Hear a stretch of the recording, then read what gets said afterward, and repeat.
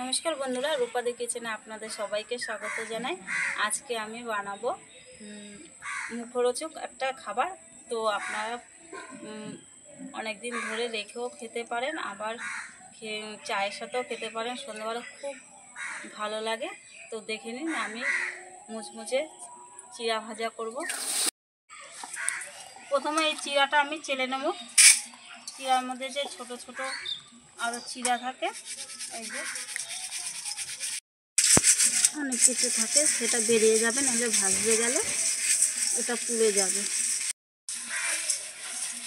চিড়াটা শুধু ভাজা হবে না, তার সাথে অনেক রকম মশলা হবে, আবার অনেক মুখরোচক জিনিস হবে।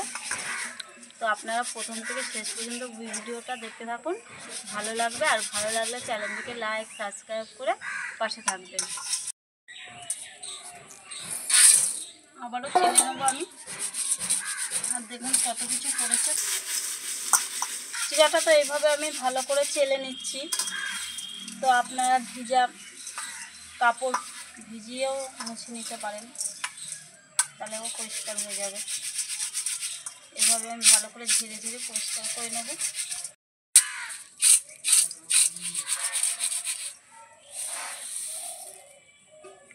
হয়ে গেল। চিড়াটা আমি ভাজবো, তার জন্য উনান ধরিয়ে কড়াটা বসিয়ে দিলাম। চিড়াটা কিন্তু আমি তেল ছাড়াই ভাজবো, অল্প অল্প করে ভেজে নেব। খুব সুন্দর করে ভাজা হয়ে গেছে। এই যে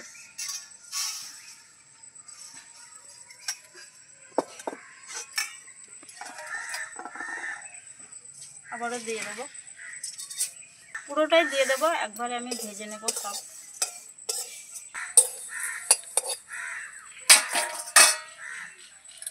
আবারও চিড়াটা ভাজা হয়ে গেছে, নামিয়ে দেবো।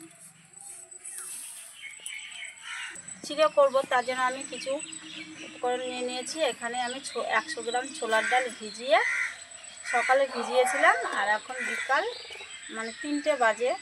এখন এটাকে শুকিয়ে নিয়েছি, কিন্তু আমি সূর্যের আলোতে শুকালে হবে না, পাখার হাওয়াতে শুকাতে হবে। যে মেলে দিয়েছিলাম একটা কাপড়ে, মুছে নিয়েছি ভালো করে শুকনো করে। আর এখানে 1 বাটি বাদাম নিয়ে নিয়েছি, চিনে বাদাম। আর এখানে কাজু নিয়ে নিয়েছি, আর লঙ্কা আর কারি পাতা নিয়ে নিয়েছি। কারি পাতাগুলো ধুয়ে শুকিয়ে রেখেছি। এবার আমি তো ছোলার ডালগুলো ভাজবো, তার জন্য কড়াইতে তেল দিয়ে দেবো। কড়াইতে দিয়ে দেবো ছোলার ডালগুলো।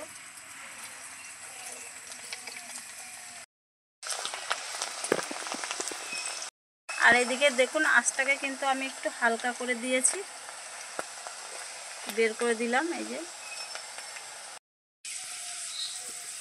ডালটা আস্তে আস্তে করে যখন হয়ে যাবে, বুঝবেন কি করে, এরকম ওপরে ভেসে উঠবে যখনই হয়ে যাবে। এক এক করে ডালগুলো সব ওপরে উঠে গেছে, এই যে ভাজা হয়ে গেছে। এবারে নামিয়ে দেবো।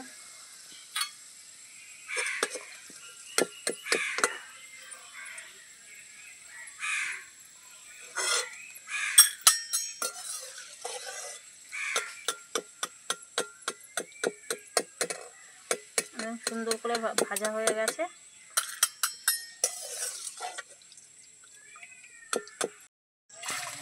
আবারও ডালগুলো দিয়ে দিলাম। ছোলার ডালগুলো ভাজা হয়ে গেছে, এবার আমি বাদামগুলো দিয়ে দেবো।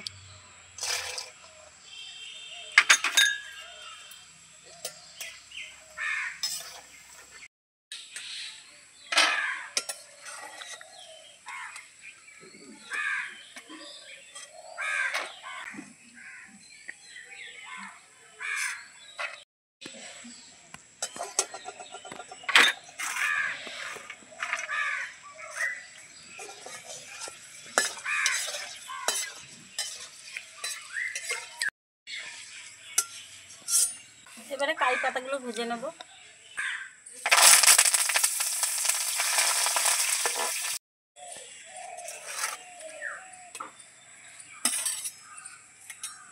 এবারে 4-5টা কাঁচা লঙ্কা ছিঁড়ে রেখেছি, এগুলো ভেজে নেব।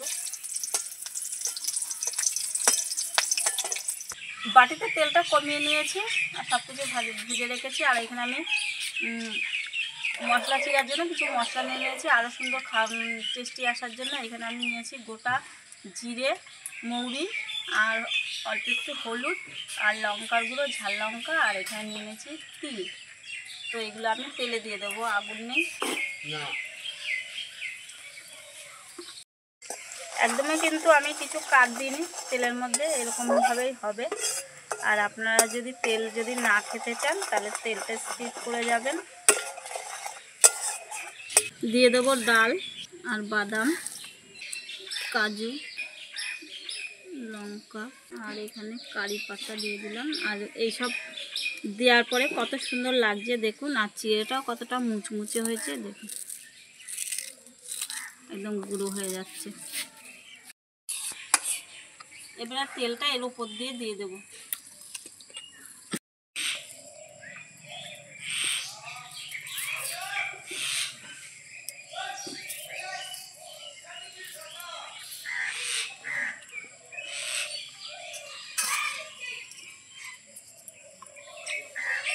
এবারে সব উপকরণ আমি মিশিয়ে নেবো ভালো করে।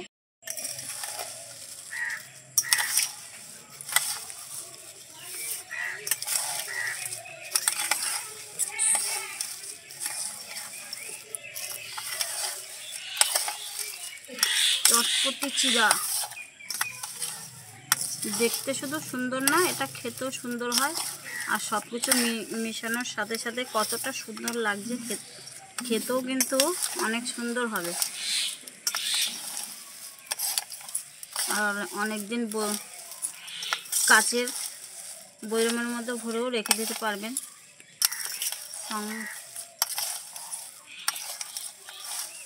আর যেটা দিতে হবে লাস্টে, বিট নুন দিয়ে দেবো, আমি দেওয়া হয়নি। এর মধ্যে আপনারা চাট মশলাও দিতে পারেন। আবারও ভালো করে মেখে নেব। এবারে এর টেস্টটা কীরকম হয়েছে আপনাদের দেখাবো। তো বাটিতে নিয়ে নিই।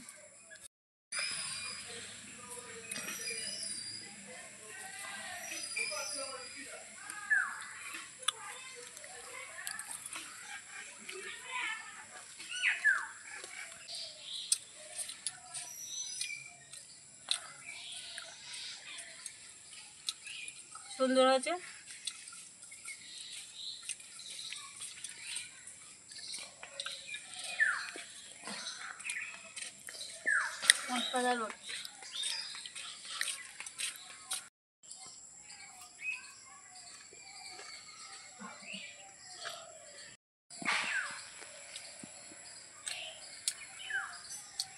আহা, দারুণ হয়েছে বন্ধুরা। আপনারা একবার হলে এইভাবে বাড়িতে বানিয়ে দেখবেন, অসাধারণ হয় খেতে। আর দোকান থেকে কিনে আনলে তো অল্প হয়, এত কিছু থাকেও না। একবার হলে বাড়িতে করে খাবেন। আর আমার এই রেসিপিটা যদি আপনাদের ভালো লেগে থাকে, লাইক, শেয়ার, কমেন্ট করে দেবেন। আজ এই পর্যন্তই। আপনারা ভালো থাকবেন, সুস্থ থাকবেন। দেখা হবে পরের একটা ভিডিওতে। টাটা।